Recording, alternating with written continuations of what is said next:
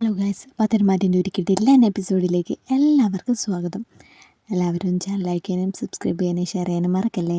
അങ്ങനെ ജലജിയും ജാനകിയും രേവതിയും അനാമികയൊക്കെ ഞെട്ടിയേക്കുവാണ് കേട്ടോ. ദേവിയേനെ അനന്തപുരിയിലേക്ക് നായനെ കൂട്ടിക്കൊണ്ടുവരുന്നത് കണ്ടിട്ട് അനാമിക എന്ത് ചെയ്യുന്നുണ്ട്, നാനോട് പറയുന്നുണ്ട്, എടി നീ എത്ര നാളായി വന്നിട്ട് ഇവിടെ, എന്നിട്ട് നീ ഒന്ന് അടുക്കളയിലേക്ക് കയറിയോ?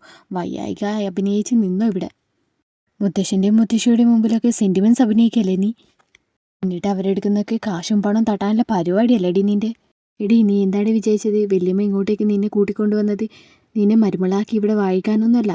ഞങ്ങൾ 3 പേരും അടുക്കളയിൽ നിന്ന് കഷ്ടപ്പെടുന്നത് കണ്ടിട്ട് വല്യമ്മക്ക് സഹിക്കുന്നില്ല. അതുകൊണ്ടാണ് നിന്നെ ഇങ്ങോട്ട് കൂട്ടിക്കൊണ്ടുവന്നത്. നീ മര്യാദയ്ക്ക് ഇവിടെ നേനേറ്റ് വന്നിട്ട് എനിക്കൊരു ചായ ഇട്ടുകൊണ്ട് വാ. ഇനി മുതൽ ഇവിടുത്തെ എല്ലാ പണികളും നീ തന്നെ ഒറ്റയ്ക്ക് ചെയ്യണം.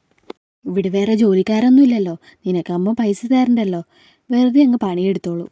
എന്തായാലും നീ ചെല്ല്, നീ ചെന്നിട്ടേ എനിക്കൊരു ചായ ഇട്ടുകൊണ്ടാ എന്ന് പറയുന്നുണ്ട് അനാമിക നാനയോട്. എന്നോട് ഇവിടുത്തെ ഒരു ജോലിയും ചെയ്യേണ്ടെന്നാ അമ്മ പറഞ്ഞിരിക്കുന്നത്. അതെ, അത് വല്യമ്മ നിന്റെ കണ്ണിൽ പൊടിയിടാൻ വേണ്ടി പറയുന്നതേ ഉള്ളൂ. അതും കേട്ടിട്ട് ഇവിടെ ചുമ്മാ ഇരിക്കുന്നു, പോയി ചായ ഇട്ടുകൊണ്ട് വാടി എന്ന് പറയുന്നുണ്ട് കേട്ടോ അനാമിക. അത് കേട്ട ഉടൻ തന്നെ നാന എന്ത് ചെയ്യുന്നുണ്ട്, എണീറ്റ് അടുക്കളയിലേക്ക് പോയി ചായ ഇടാൻ നോക്കുന്നുണ്ട് കേട്ടോ. ചായ ഇടാൻ വേണ്ടി പാത്രം എടുക്കുന്ന നാനയും കണ്ടുകൊണ്ടാണ് ദേവയാനി അങ്ങോട്ടേക്ക് വരുന്നത്. നാനയെ കണ്ടുടൻ തന്നെ ദേവയാനി പറയുന്നുണ്ട്, നിനക്ക് എന്തെങ്കിലും വേണമെന്നുണ്ടെങ്കിൽ ഇവിടെ ആരോടെങ്കിലും പറഞ്ഞാൽ പോരെ, നീ എന്തിനാണ് അടുക്കളയിൽ കയറിയത്? ഇത് കേട്ട ഉടൻ തന്നെ നാന പറയാണ്, അനാമികയ്ക്ക് ഒരു ചായ ഇട്ട് കൊണ്ടു കൊടുക്കാൻ അവൾ പറഞ്ഞു. അവൾക്ക് ഒരു ചായ ഇട്ട് കൊടുക്കേണ്ടിയിട്ട് ഞാൻ വന്നതാ. ഇത് കേട്ട ഉടൻ തന്നെ ദേവയാനിക്ക് ദേഷ്യം വരുന്നുണ്ട് കേട്ടോ. എന്നിട്ട് പറയാം, അവൾക്ക് എന്താ ചായ ഇട്ടാൽ അവളെ കൈ ഒടിഞ്ഞു പോവോ? നാനമോളെ, നീ പോയി റെസ്റ്റ് എടുക്ക് എന്നും പറഞ്ഞ് ദേവയാനി എന്ത് ചെയ്യുന്നുണ്ട്, നാനെ അവിടുന്ന് പറഞ്ഞേക്കുന്നുണ്ട്. എന്നിട്ട് ദേവയാനി ചായ ഇട്ടുകൊണ്ട് അനാമികയുടെ അടുത്തേക്ക് ചെല്ലുന്നുണ്ട്. അനാമികയെ, നാനക്ക് വയ്യാത്തതല്ലേ, അതുകൊണ്ട് ഇനി നാനെ അടുക്കളയിൽ കയറ്റരുത്. എന്തെങ്കിലും വേണമെങ്കിൽ നീ തന്നെ ഉണ്ടാക്കി കഴിച്ചോളൂ. ഞാൻ നാനയോട് പറഞ്ഞിട്ടുണ്ട് ഇനി അടുക്കളയിലേക്ക് കയറരുതെന്ന്. ഈ വയ്യായികയൊക്കെ ഇതൊക്കെ അവളുടെ വെറും തട്ടിപ്പാണ് വല്യമ്മേ. ഇവിടെയുള്ളവരുടെ കണ്ണിൽ പൊടിയിടാൻ വേണ്ടിയിട്ട് അവൾ ചുമ്മാ അഭിനയിക്കുന്നതല്ലേ, അല്ലാതെ അവൾക്ക് ഒരു അസുഖവും ഇല്ല. അവൾ ചുമ്മാ അടുക്കളയിൽ കയറാതിരിക്കാൻ വേണ്ടിയിട്ട് ഓരോ അഭ്യാസം എടുക്കുന്നതാ. വല്യമ്മയെങ്കിലോ അതൊക്കെ അങ്ങ് വിശ്വസിക്കുകയും ചെയ്യുന്നു. വല്യമ്മ ഒരു പാവായതുകൊണ്ടാണ് അവളൊക്കെ പൊട്ടത്തിയാക്കുന്നത്. അവൾക്കൊരു അസുഖവും ഇല്ലെന്ന് അനാമിക പറയുന്നുണ്ട്. ഇത് കേട്ട ഉടൻ തന്നെ ദേവയാനി പൊട്ടിത്തെറിക്കുന്നുണ്ട് കേട്ടോ. കാര്യങ്ങളൊന്നും അറിയാതെ നീ വെറുതെ സംസാരിക്കാൻ നിൽക്കേണ്ട അനാമികയെ.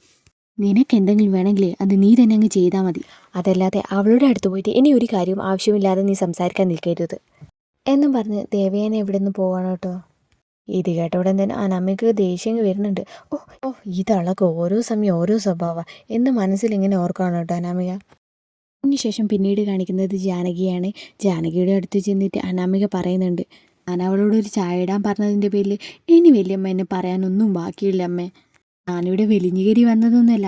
എൻ്റെ അച്ഛനും അമ്മയും നല്ലതുപോലെ സ്വർണ്ണമൊക്കെ തന്നിട്ട് എന്നെ ഇവിടെ കല്യാണം കഴിച്ചു വിട്ടത്. ഇവിടുത്തെ ചിൽപാത്രം കഴിയാനല്ല ഞാൻ എന്നെ ഇങ്ങോട്ടേക്ക് അയച്ചത്. എന്നെ ഇവിടെ സന്തോഷത്തോടെ ജീവിക്കാനാണ് ഇങ്ങോട്ടേക്ക് കെട്ടിച്ചു വിട്ടത്. എന്നിട്ടിപ്പം വല്യമ്മ പറയുന്നതേ, എനിക്ക് എന്തെങ്കിലും ആവശ്യമുണ്ടെങ്കിൽ ഞാൻ അടുക്കള കയറി ഉണ്ടാക്കണം. ഇവിടെ വലിഞ്ഞു കയറി വന്നവൾക്കൊക്കെ എന്ത് സുഖമാണ് ഒക്കെ കേട്ട് ജാനകി പറയുന്നുണ്ട്. ഈ ഇടയായിട്ട് ഏട്ടത്തിയുടെ മനസ്സിൽ എന്തൊക്കെ കയറി കൂടിയിട്ടുണ്ട്. പക്ഷെ അവളോട് വലിയ സ്നേഹമൊന്നുമില്ല കേട്ടോ. അതൊക്കെ നമുക്ക് വെറുതെ തോന്നുന്നതാണ്. അവളോടുള്ള പെരുമാറ്റം കണ്ടാൽ അറിയാം.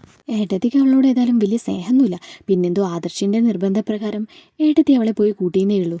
പിന്നെ മോളെ, അവൾക്കെന്തോ വൈറൽ പനിയാന്നൊക്കെ പറയുന്നത് കേൾക്കുന്നത്. അതുകൊണ്ട് അവളുടെ അടുത്തൊന്നും അധികം പോയി നിൽക്കേണ്ട കേട്ടോ എന്നും പറഞ്ഞ് ജാനകി അവിടെ നിന്ന് പോകുന്നുണ്ട്.